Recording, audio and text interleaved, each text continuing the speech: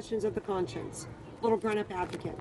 My name is Tammy, and I'm on a mission to offer alternative parenting techniques that will allow your little grown-ups to make decisions, be accountable, and find their own solutions, and ultimately help parents focus more on self-control versus controlling their little grown-ups. First, I need you to take the words kid and child out of your vocabulary. Think for a minute and try to remember your younger days. Child and kid has a negative connotation. It is taken on the meaning that anyone under the age of 20 is less than anyone over the age of 20. When you were just a kid, how do you know you're just a kid? Or the famous, you haven't seen problems yet, you're just a kid. It goes on and on. The truth is, we're raising future wives, husbands, employers, employees, moms and dads, and even grandparents. So how are they less than an adult? Adults only have age and possible experience on our little grown-ups. So what does that mean? I am terrible in math, but my son is brilliant in the subject. So much to the point I can't even help him. So how does age or experience benefit him? My daughter had to set up all the technology for this video, assist in the organization, and provide her feedback. I ask you again, how has my escalated sense of self helped her? It looks like I need my little grown-up to assist her not so knowledgeable big grown-up. Raised her hand in class to try to defend herself. Her teacher told her that she needed to be put in a child's place and that she was not on her level. Not on her level? And where's this child's place? What does that mean? Is that children are to do as I say and not as I do? Deserve no respect and should be seen and not heard? So when do we allow children to be heard? Is there an age? Is there a specific time? Is it when they pass a test? I would like to know, because if children use goal setting as a strategy for accomplishment, then they should know what the requirements are to achieve the success, to win the reward of your respect. It's been in my experience that if it does not affect safety, it just shouldn't be a rule. Let's talk about bedtime. As a grown-up, you decide when you want to go to bed. If you go to bed too late, you have a miserable next day. You quickly learn that you should be more responsible. Believe it or not, after a few days, so do your little grown-ups. All right, let's talk about control.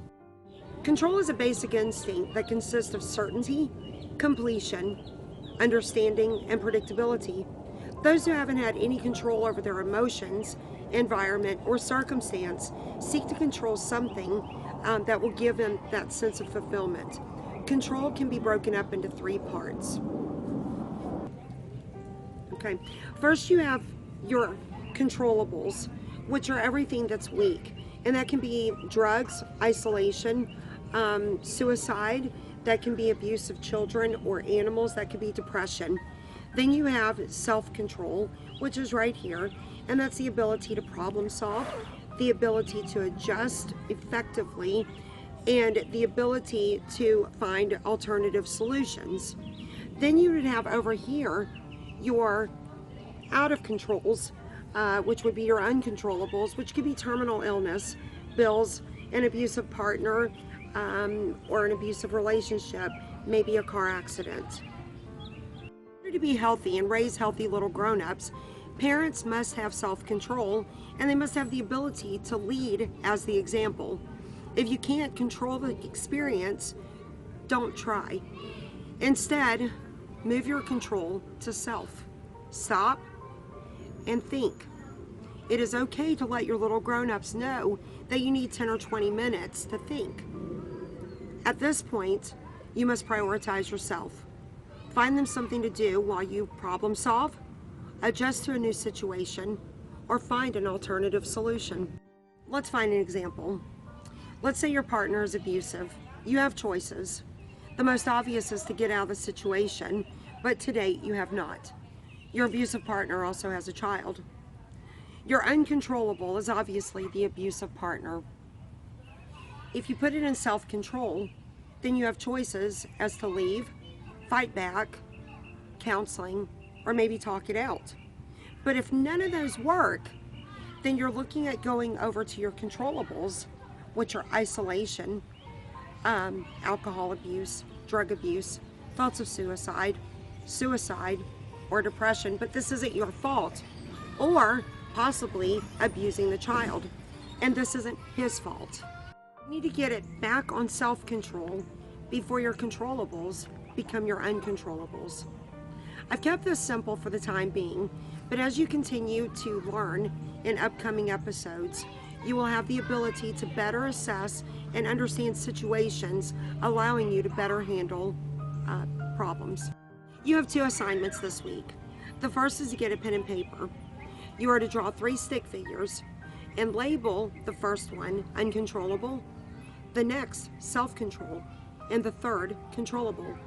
The uncontrollable figure is something that is weighing on you heavily that affects your day-to-day life. The self-control figure is how you can solve the problem or adjust to it. The third figure is your controllables. This is how it has been affecting you in negative ways, such as taking it out on your little grown-ups, isolation, depression, or even maybe missing work. For the next week, you'll start coming up with solutions. As you do, your controllables should start moving to self-controls. All right, your second assignment is to allow your little grown-up to make some decisions. For a week, do not make your little grown-up eat dinner or make them eat everything on their plate. Yep, before you prepare dinner, ask your little grown-up if they're going to eat. If they say no, let them know that there will be no snacking. If they still say no, then let it go. If they are going to eat, let them know that they are to fix their own plate. This is the key. Whatever they put on their plate, they have to eat. No wasting. This will also allow your little grown-up to make decisions and be accountable.